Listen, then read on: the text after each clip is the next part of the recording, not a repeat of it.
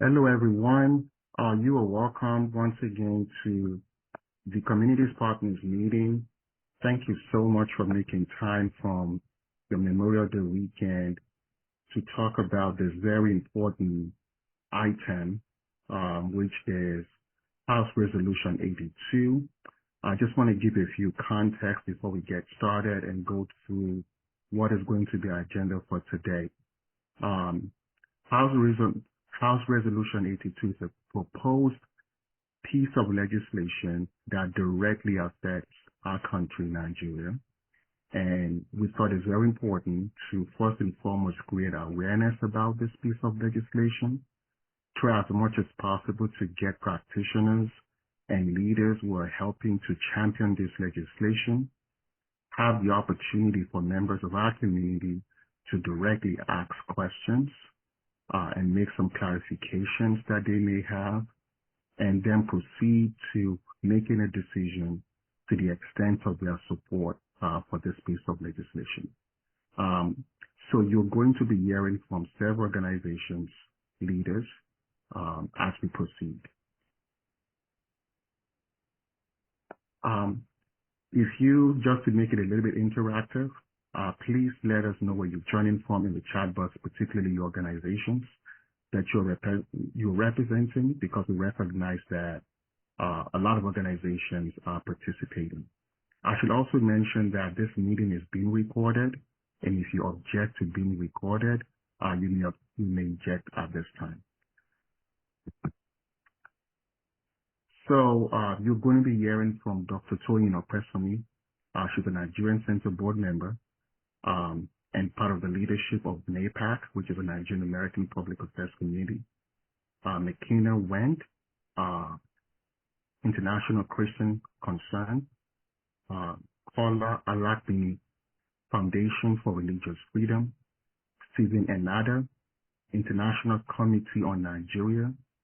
Drew Bowling, Malcolm Fabiyi, is also a Nigerian Center board member at an organization called Governance Advancement Initiative for Nigeria.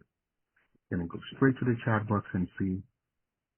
Wow, we see a lot of people coming from NAPAC. Welcome, NAPAC.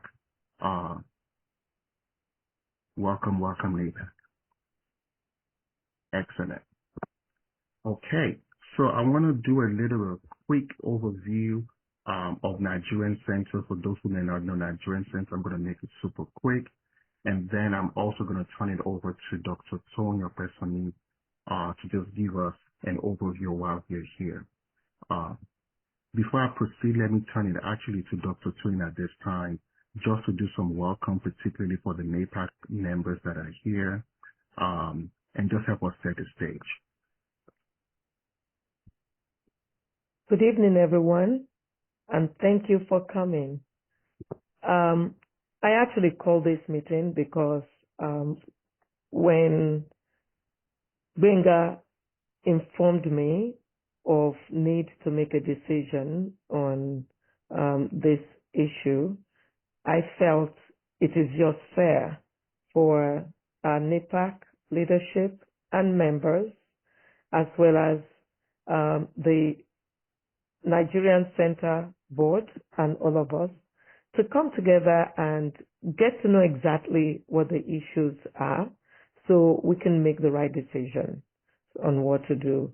And I want to thank Dr. Malcolm Fabiyi, who is a co-board member at Nigerian Center, for being here this evening. I know he has a mad busy schedule like everyone else.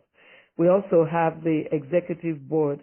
I know that executive board national secretary, Mr. Saheed Adeleye, is on the platform. I'm sorry, I didn't check everyone there, but I know a lot of our NAPAC members are there. I saw he chatted in the chat box. So I'm here to learn. A lot of us are here to learn, and we'll have time for Q&A later on. Thank you so much for that. Thank you so much. Yes, there will be opportunities for that. I was responding to a private message. Okay, So quickly, I just wanted to talk a little bit briefly about the work of the Nigerian Center. For those who are joining us for the very first time, we are the community center for Nigerian Americans, but we pretty much serve the entire African diaspora community and all immigrant groups. Our mission is to provide financial inclusion and social justice opportunity. We do that through what we're doing today, which is policy advocacy, cultural programs, legal aid services, entrepreneurship, and home ownership opportunities. I want to highlight some upcoming events that we have that are very, very important. June 25, we're going to be having a Know Your Rights immigration workshops called Green Card for Minors, Special Immigrant Juvenile Status.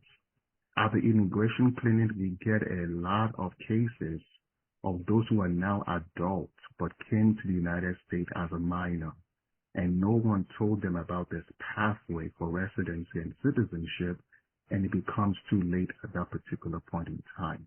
And there's a lot of questions folks may have in terms of there's a component there for abandonment, so that means you're abandoning your child.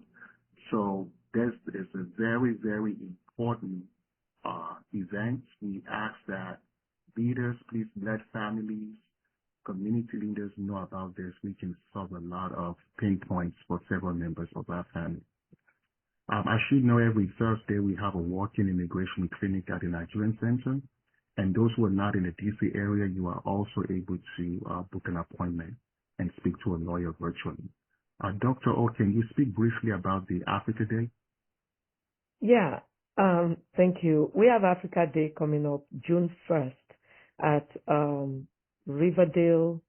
The purpose of Africa Day is to bring together Africans, African Americans, and to just have us have a community and to have our businesses showcased. So anyone who has any kind of business, we're giving free tables for you to come and showcase your business.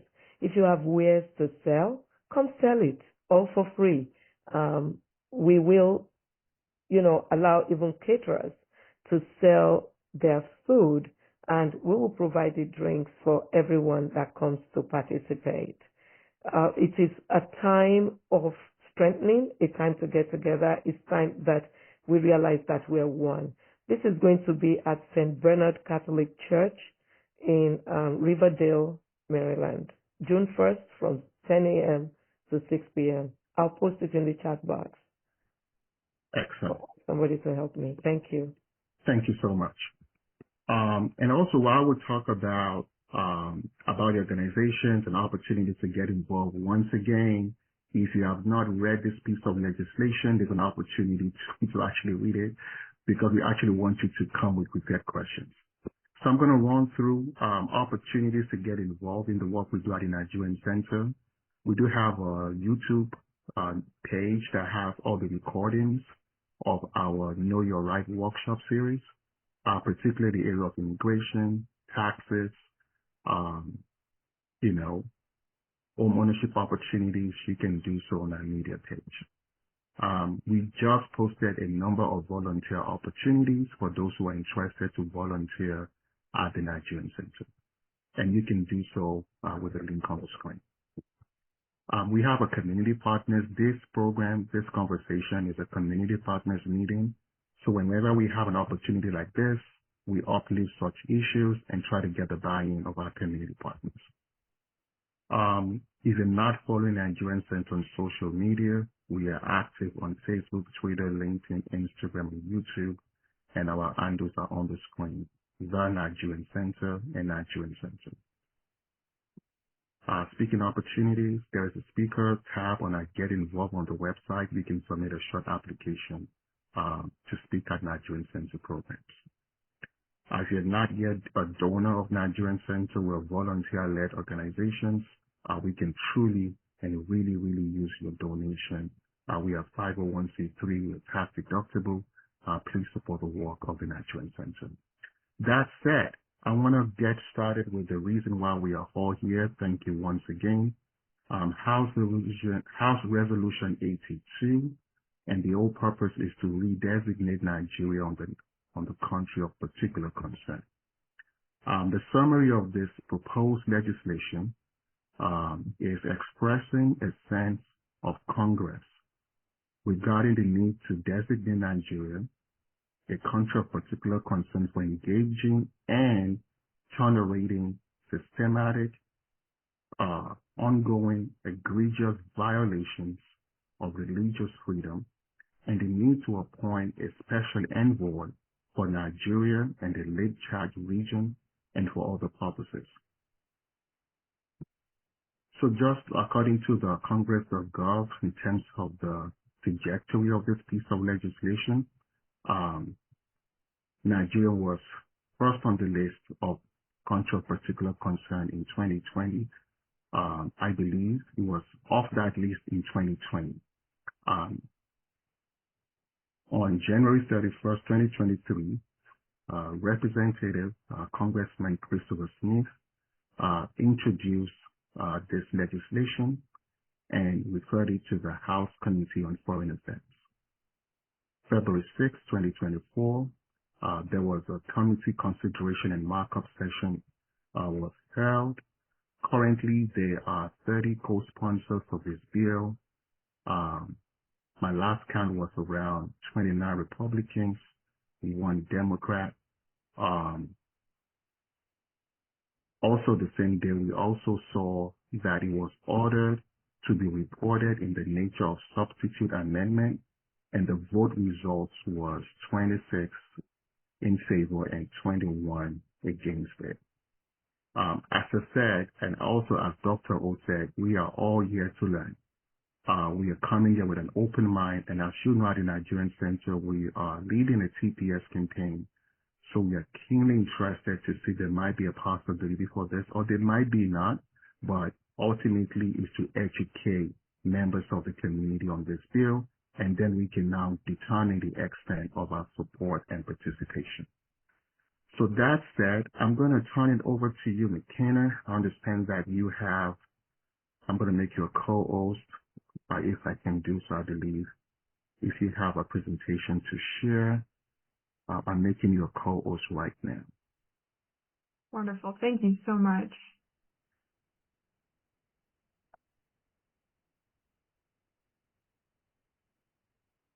Dr. Ho, you might need to help me with that. In making McKenna a co-host. Why don't I start? My name is Drew Bowling. I'm not a member of the diaspora, but I am a sort of, how would you say this?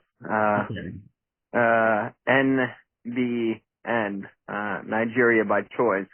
I have cared about this issue for quite some time. One second, Drew. Sir, 1 second, Drew. you're going to talk. You are on the list to talk. If you look up on the screen, you are there. You're going to have the floor to yourself to educate us. So please be patient. So, Drew, is it possible you can be patient, or you have to leave right now? No, not at all. I didn't realize there was a list. I'm sorry. Yes, there's a list. Yes. You're going to have the floor. You have your own special time. Excellent. So, yes. I'm going to stop sharing, and Ken, you can now start sharing your screen.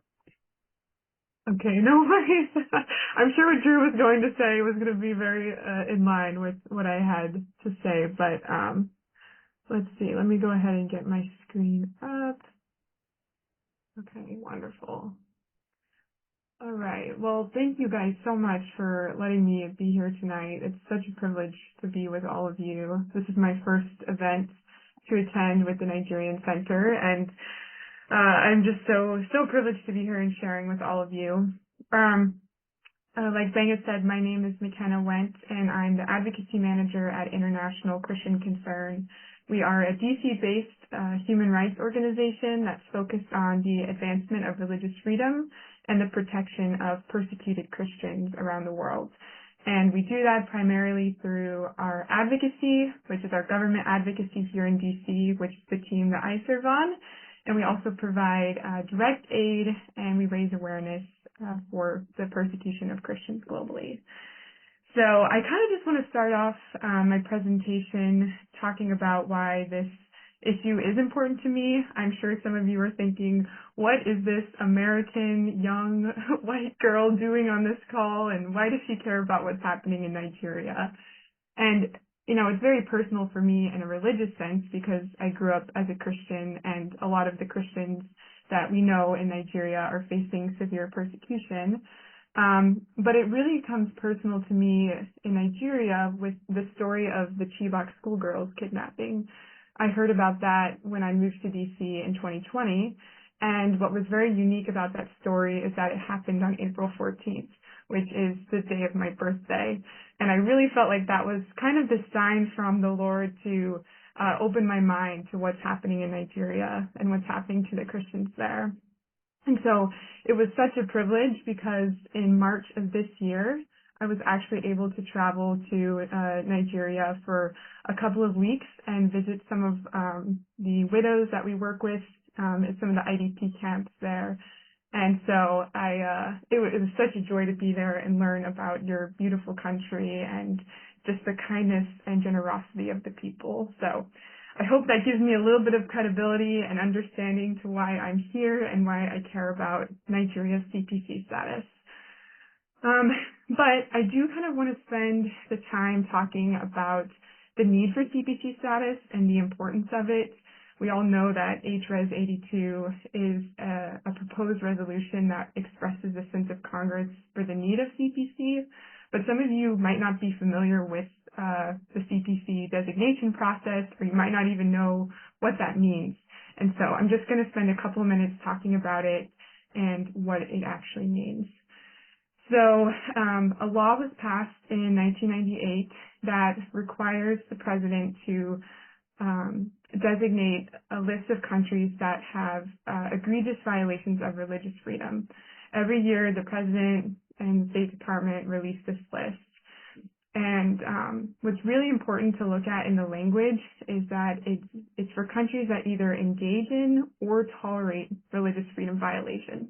So when we're looking specifically at Nigeria, we look at the part that says engage in, and we would say this is when Nigeria uses blasphemy laws to directly target people of minority faiths. We also look at the language when it says tolerate, governments that tolerate religious freedom violations. And so again, looking at Nigeria, we would say that this is when there is the terrorist violence and the Nigerian government fails to hold terrorists accountable for their actions. So these countries are called countries of particular concern. Like I mentioned, the U.S. president is required to designate these countries every year. Now, something else that this same law that mandated CPC countries, it also mandated the United States Commission on International Religious Freedom, which is also known as USCIRF. Some of you may be familiar with USCIRF, but it's the highest advisory body in the United States on issues of international religious freedom. And USCIRF's job is to advise the President and the Secretary of State and the State Department and members of Congress on issues of religious freedom. Every year they release a report saying these are the countries we recommend for CPC status. And since 2009, USCIRF has recommended Nigeria for CPC status. And like Benga said, the only year that the State Department ever actually took those recommendations was in 2020. The previous administration designated Nigeria as a country of particular concern, and in the following year that designation was removed. So in order for a country to meet the CPC status, it has to meet one of 4 criteria. I've listed them out here. I don't want to go down the list and read them all. I know that's probably not very interesting to you guys, but I do think the last 3 are important for us to look at. These are the 3 criteria that we believe Nigeria meets most prevalently. And these little statistics that I've included, these are directly from USCIRF. And so USCIRF would also make these same recommendations and would note that Nigeria meets the criteria for CPC under these. Number 2, with the disappearance or the abduction of people. In 2023, we saw more than 8,000 Christians abducted. And we know that Christians and people of faith and religious clergy are frequently targeted because of their religion or their position in power. And that also goes into number 3, where countries that meet CPC status engage in torture or cruel or degrading punishment. And specifically in the Christian community, from reports that we've heard, when these people are kidnapped by extremist groups, they're obviously treated very poorly. They are not fed well. They're held in terrible conditions. They can be tortured. They can be beat. Our women and children who are abducted often tell us stories of rape and even forced marriage and conversion. And so I definitely think that meets the criteria for torture, degrading punishment. And something else that's interesting to look at is the 4th point, other flagrant denial of the right to life, liberty, or the security of person. I think this one really points out where the government directly engages in religious freedom violations. When we look at blasphemy laws in the North, we could definitely see that as the denial of one's right to liberty or one's right to choose their own religion. We also see a denial of the security of persons when militants come in and attack, and the Nigerian government or military either fails to respond, or they're slow in their response, or they don't hold everyone accountable who carried out the attack. And so a CPC designation, it allows for a number of different things. There's actually 15 different things that the president can do if a country is designated as a country of particular concern. But these are some of the more notable ones that I chose from the list. Most importantly, a CPC designation takes an official stance from the United States and says, we recognize the religious freedom violations in a country abroad, and it makes religious freedom a priority in our foreign policy with Nigeria. So basically, it's just us recognizing, there are religious freedom violations in another country, and we want to do what we can to help make those better. But it also can have some penalties and punishments with it. As you see on the screen, if a country is designated as a CPC, it can mean that we withdraw some of our U.S. foreign aid or some of our U.S. security assistance. It can also delay or suspend trade, which is particularly concerning for the U.S. because Nigeria is our 2nd largest trading partner in Africa. So we don't want that. But it can also delay or cancel things like scientific or cultural exchanges, such as like study abroad programs or things of that nature. So whenever we ask the State Department, why don't you designate Nigeria as a CPC? Clearly, we see a lot of religious freedom violations in the country, and even the State Department's own reporting has dozens and dozens of documentation of Christians and religious minorities being persecuted. And the State Department's response has simply been, we don't believe that Nigeria meets the criteria for the CPC status. One thing that is important to know is, along with CPCs, the U.S. government can also recognize entities of particular concern. So these are non-state actors that engage in religious freedom violations. And the State Department did designate Boko Haram and ISIS West Africa as entities of particular concern, but because they didn't designate Nigeria as a country of particular concern, it misjudges and does not fully recognize the Nigerian government's own engagement in the religious freedom violations. So that's where we would say, you're close, but you're not close enough by not designating Nigeria as a CPC. There's some reasons why we believe the State Department hasn't designated Nigeria as a CPC. These, of course, are just things that we could guess, and I've heard Kola talk a lot about this, and I'd love for him to share it when he presents in just a minute, because I think he's really good at analyzing this. But there's 2 main reasons why we think so, and the first is obviously geopolitical reasons. Nigeria is our 2nd largest trading partner in Africa. We have national security interests, we have trade and economic interests. There's so many things that we're looking at in foreign policy besides just human rights. And so as much as I'd love to say, this is so important for us and international religious freedom is so important, I recognize that the State Department is looking at a whole playing field of things. And part of that is, we're competing for influence in the region with other global actors like China and Russia. But we also think that the State Department or even some officials in the embassy might have a misunderstanding of the reality on the ground.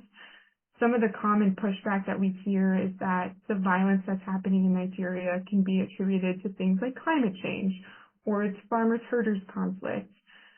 We also hear that, this is just a very complex situation and that this is just a clash between ethnic and tribal tensions. And I think it's important to realize, yes, that can be true, but you can't deny that there's also religious persecution in the middle of it. And one story that really stood out to me was the case of Deborah Emanuel, the college student in Sokoto State, who was killed by a mob of her classmates. And I remember seeing the video after they killed her, and there was a man who had a box of matches that he had used to light the body on fire. And I remember when he was bragging at the camera, he was saying, these are the matches that killed Deborah Emanuel. And he kept yelling, Allahu Akbar, praise be to God. And I just remember thinking, it clicked in my mind, this is not an issue of climate change. This is not an issue of ethnic tension, but that was a deep hatred for this college student who was accused of blasphemy. And, we realize and we recognize that that is not the majority of Muslims in the world. That's not even the majority of Christians who have hatred for one another. But this is just a small sect of extremists who are fueling this violence in Nigeria. And, we want to be able to, as the U.S., call it out for what it is. And so, that's the purpose of HRES 82 it's a resolution that would express the sense of Congress that Nigeria should be designated as a country of particular concern. It does not require the State Department to designate Nigeria as a CPC. It's not binding. It's not a bill, but it's more of just a statement that the House could send to the State Department saying that they should designate Nigeria as a CPC. So I think that's all I have to share. Thank you so much, Kenna. And I think Attorney Caller will be coming on shortly. And before he does that, McKenna, you had reached out to the Nigerian Center for possible collaboration on your week of action. Or some, can you speak about that week briefly? Yeah, absolutely. So we're going to be hosting a campaign from July. Let me make sure I get these dates right. It's July 9th through 11th. And it is focused on the Hill. We're going to be doing a lot of advocacy in Capitol Hill, raising awareness of the Christian persecution and the violence that's happening. But during that week, we would love to partner with either a local Nigerian church or the local Nigerian community to do just an awareness night. It would be great if we could spend some time, praying for Nigeria and the violence that's there. And also I thought it would be great if we maybe shared a meal together with some Nigerian food and got to learn about your culture more and just had a time of celebration of Nigerian culture. So if you want to be involved either in the in the dinner or the prayer and worship night, or if you want to be involved in the advocacy stuff, feel free to shoot me an email and I'd love to help get you involved. Thank you. Mr. Caller, are you ready? Yes, I am. Hi, how you doing, everyone? Doing beautiful. Okay. Yes, you. Can I go ahead now? Yes, sir. We can see you, though. But if you don't want to show me, that's fine. But I don't know if it's going to come out well. Okay, hi. Is it okay? Yes, sir. Okay. Yeah, please, before you continue, Ms. McKenna, kindly put your email in the chat box, please. Sure. Thank you. Go ahead, sir. Okay, good evening, everyone. My name is Kola Alapini. I'm an international human rights lawyer. I'm also the 2023 awardee of the United States Secretary of State Award on International Religious Freedom. In the last couple of years, my area of practice has delved towards religious freedom in Nigeria, specifically narrowing down on issues of religious persecution and blasphemy in northern Nigeria. We've had incredible success in two of our cases, which I led the legal team. The first was in the case of Omar Farouk Bashir, a minor who was sentenced to 10 years imprisonment. We were able to overturn this imprisonment completely, and he was set free. The second was Aminu Sharif, who was sentenced to death, blasphemy as well, by the same judge, the same day, the same court. We were able to overturn the death sentence, but curiously he was sent back to the Sharia court for a retrial. We've had two appeals. First was at the High Court in Kano State. The High Court in Kano State sits on an appeal from the Sharia courts in Kano. Then we went to the second highest court in Nigeria, which is the Court of Appeal, which, we have qualified success there. Section 10 of the Constitution of the Federal Republic of Nigeria was recognized because the first court had tried to say it wasn't important, and we thought this was a blunder on the case of the judges, and we won that recognition. Section 10 has been recognized by the second highest court, that the right to the state government or the federal government cannot adopt any religion as a state religion. And this has a wide significance. For instance, recently, I think it was last week, 90 billion naira was made available to the Pilgrims Board for them to go to Hajj in an economy where we're all struggling. Schools in northern Nigeria are not adequately provided for. The government has given 90 billion naira subsidy to the Pilgrims Board to go to Mecca. The implication is, if it wasn't that there was a war going on in Israel, the Christians too will say, you have to give us the same amount of money because you cannot discriminate against any religion. Then the native religious worshippers or traditional religious worshippers too would say, oh, we would like to go to Brazil and see our cousins, or Cuba, and perform a pilgrimage. So the implication of the recognition of Section 10 is that it is possible now to challenge the government and say, hey, you have no business pumping money into religious affairs in Nigeria. Right now, we are at the Supreme Court. That's the final stage from our Nigerian legislation. We are challenging the constitutionality of the blasphemy laws in northern Nigeria, particularly Kano State. The implication is if we succeed in Kano State, it has a cascading effect on all the 12 northern states. We're also challenging the constitutionality of the Islamic criminal law. We are not saying that Sharia law cannot exist in Nigeria. What we're saying is you must limit it to Islamic personal law, which regulates marriages, sharing of your property, etc.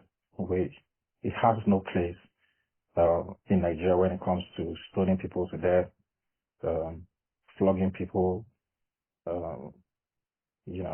hanging people to death for saying or expressing a different opinion.